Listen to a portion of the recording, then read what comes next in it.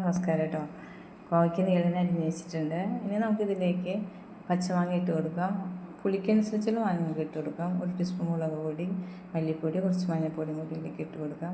ഇനി സവാള, ഇഞ്ചി, ചെറിയ ഉള്ളി, പച്ചമുളക്, കുറച്ച് വേപ്പില, തക്കാളിയും കൂടി കുറച്ച് വെളിച്ചെണ്ണയും കൂടി ഒഴിച്ചിട്ട് നമുക്ക് മിക്സ് ചെയ്തെടുക്കാം.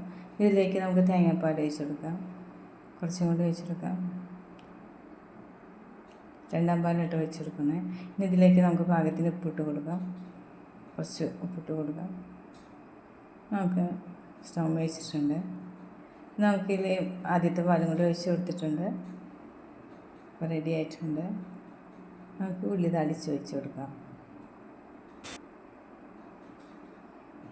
ടേസ്റ്റാണ്. അപ്പോൾ നിങ്ങൾക്ക് ഇഷ്ടമായിട്ട് തീർച്ചയായും ട്രൈ ചെയ്ത് നോക്കൂ. Okay, thank you so much. സ്വയം വീഡിയോ കണ്ട എല്ലാവർക്കും ഞാൻ നന്ദി പറയുന്നു. Thank you so much. എന്തായാലും ട്രൈ ചെയ്യാൻ മറക്കരുത് കേട്ടോ. അപ്പോൾ ഒരിക്കൽ കൂടി ഞാൻ താങ്ക്സ് പറയുന്നു കേട്ടോ.